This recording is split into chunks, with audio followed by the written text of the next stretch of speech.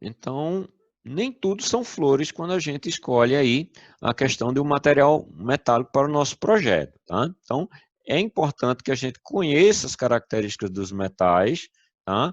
E utilize o melhor metal adequado, tá?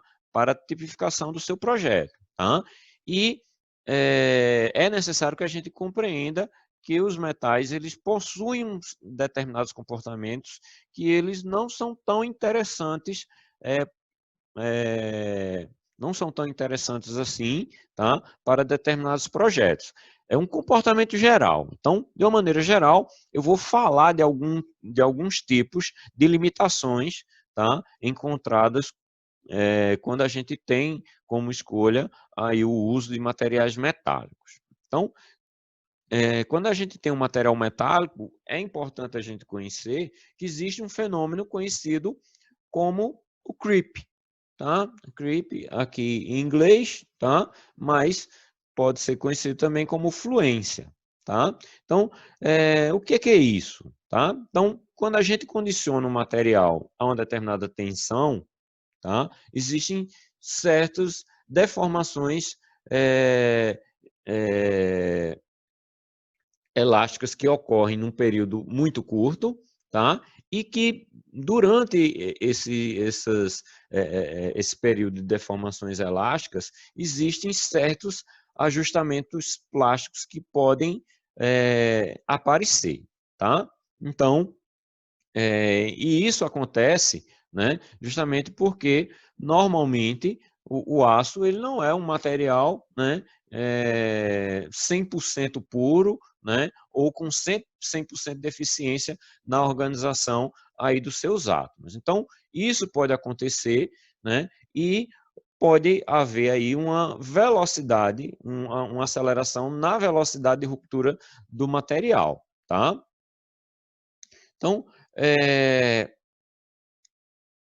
só para eu não me perder aqui falando sobre isso, tá? Eu vou ler esse trechinho aqui para vocês e explico pausadamente o que é que isso significa, tá?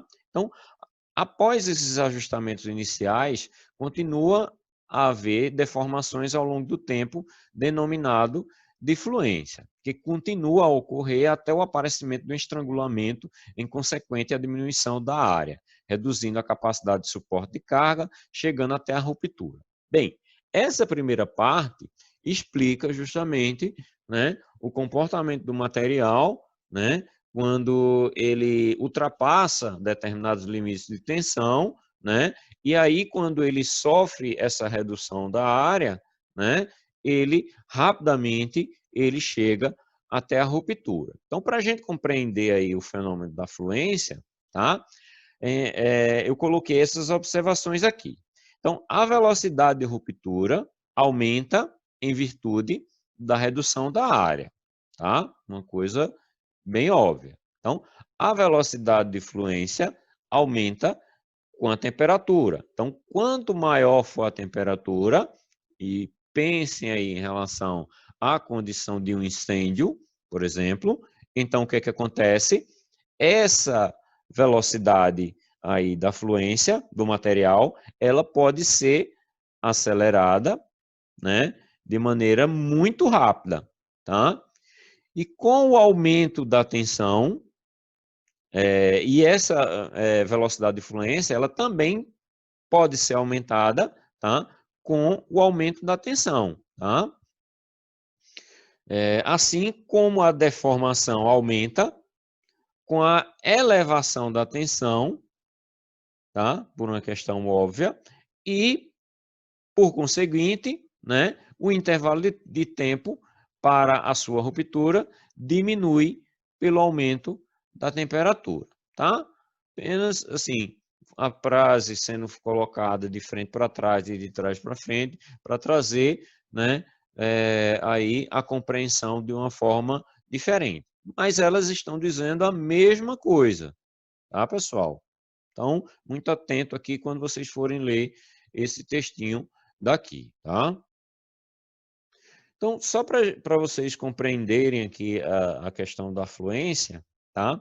eu trouxe aqui um material, uma peça metálica, tá? Aqui quando a gente vê na macroestrutura, então a gente vê a peça, né, com os olhos nus, né?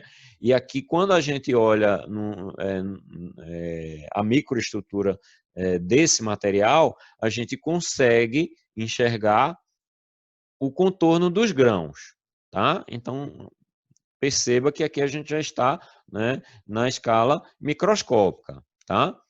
Quando a gente consegue um nível de verificação no instrumento óptico, tá, de grande potência, a gente consegue observar, tá, que dentro do grão, tá, nós conseguimos observar os átomos que formam a estrutura cristalina do material.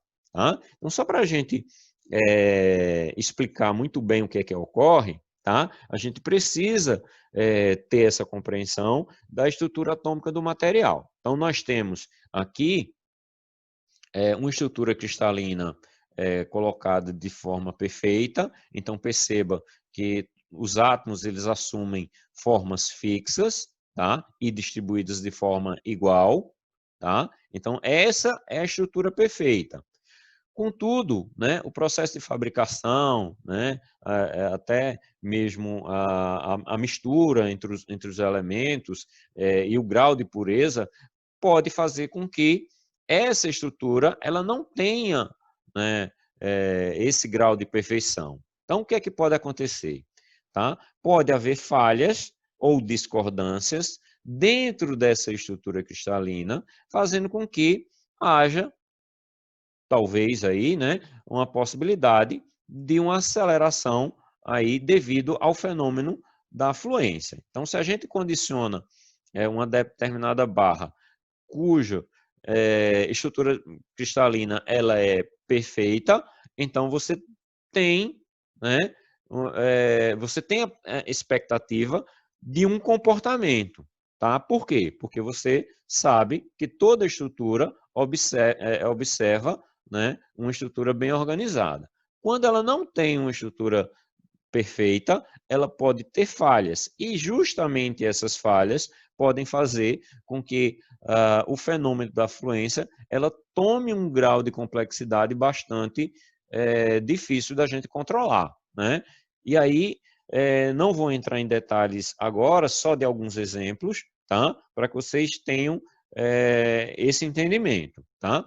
Então, perceba que aqui a estrutura é perfeita, e nessa estrutura aqui ela não é perfeita. Perceba que está faltando aqui, né, dois átomozinhos aqui nesse meio. Então, o que é que acontece?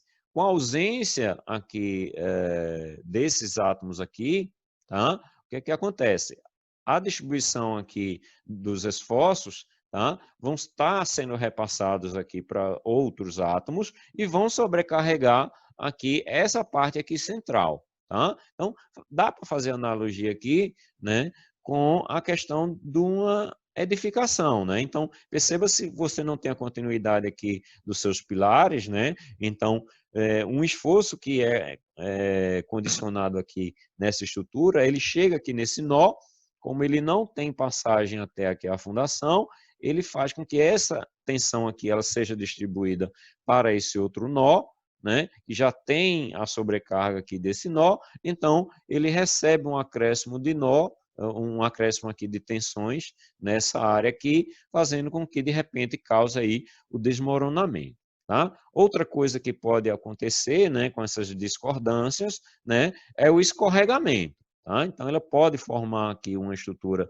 organizada, de repente, numa estrutura, e aí, por falhas na sua organização da rede cristalina, ocasionar aí, né, aqui, discordâncias que podem também acelerar aí a questão da velocidade da fluência. Outra coisa que pode acontecer também é a presença de vazios ou a presença de materiais mais frágeis do que os elementos constituintes, tá? Então, se a gente tem um grau de impureza aqui no material, então também é uma fragilidade aí no todo, tá? E aí, já trazendo aqui a reflexão aqui para o nosso gráfico, né?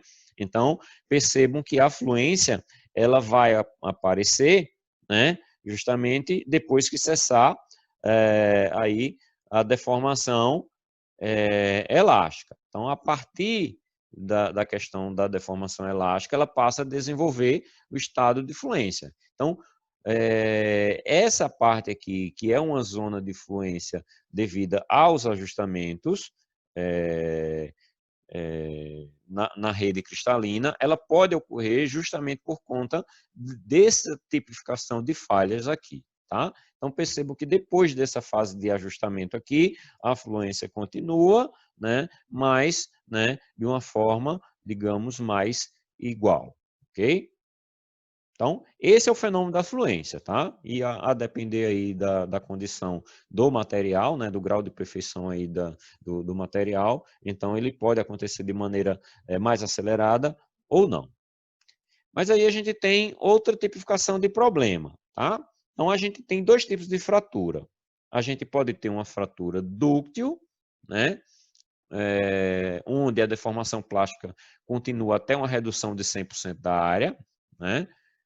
Ou a redução frágil, né, e normalmente abrupta, né, do material. Então, quando a gente tem uma deformação dúctil, né, a gente tem materiais dúcteis, ou seja, que ele tem a condição, né, de formar fios, ou seja, eles se alongam até a sua ruptura. Tá? Percebam que uma ruptura frágil, né, ele praticamente não reduz a sua área, tá? A sua área de seção. Então, normalmente ele ocorre dessa forma. Então, eu trouxe aqui esses exemplos aqui justamente para mostrar para vocês, né, que os materiais eles podem assumir, tá, deformações, fraturas do tipo dúctil ou frágil, a depender da forma que é aplicado a força ou até mesmo de condições de temperatura e pressão. Tá? Então, vamos analisar aqui os materiais, tá? Sendo postos de A a F, tá? E aí a gente vai variar algumas condicionantes do ensaio. Tá? No A, tá? Nós temos um vidro a temperatura de 527 graus Celsius. Então, percebam que o vidro, a essa temperatura, né, ele possui uma natureza bastante dúctil. Então, ele consegue formar fios, tomar formas, ok? Na condição B, nós teríamos aí o vidro à temperatura ambiente. Então, na temperatura ambiente, né, a gente sabe que o comportamento do vidro, né, a depender aí, né, do tipo de vidro, né, ele possui um grau de dureza muito elevado e, por isso, ele assume a natureza frágil. Então, ele assume aí a ruptura frágil, tá? Então, ele não se deforma, ele simplesmente ele rompe, tá? Na condição C, nós temos aí um polímero, tá? Tracionado lentamente. Então, quando você pegar um pedaço de plástico e tracioná-lo ele de forma lenta, então ele vai fazer o mesmo fenômeno da extricção, tá? E ele faz o alongamento e aí ele tem a ruptura. Mas se você pega o mesmo material e condiciona ele a um tracionamento muito rápido, ele pode simplesmente assumir uma ruptura do tipo frágil, tá?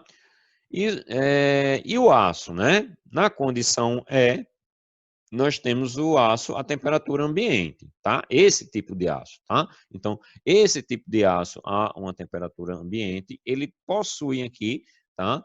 A extricção, né? Até a ruptura do material. Então, perceba que ele tem uma ruptura do tipo dúctil, tá?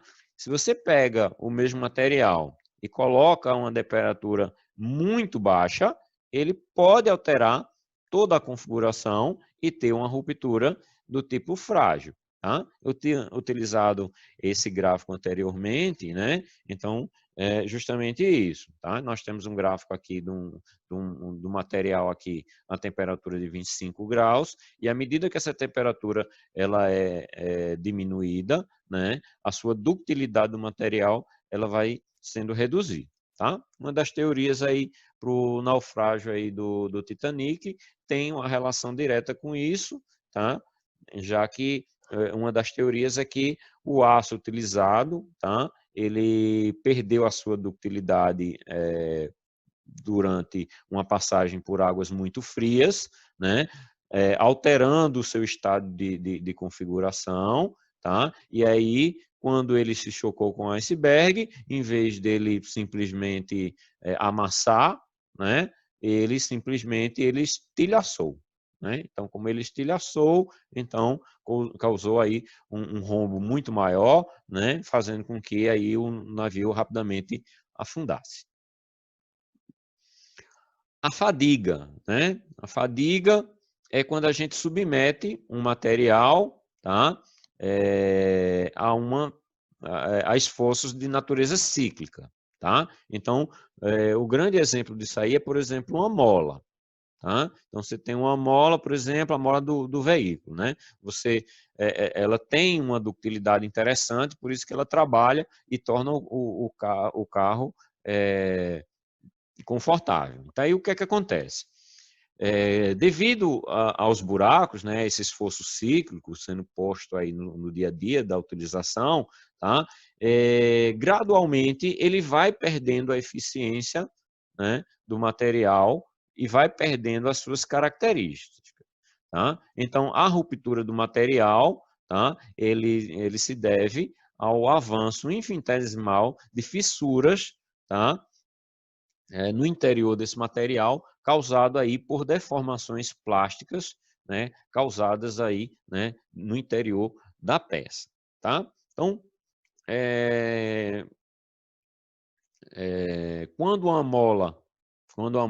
você, por exemplo, rompe uma mola do seu carro, tá? Que você vai, por exemplo, na oficina, o mecânico ele sempre, a mola cansou, tá?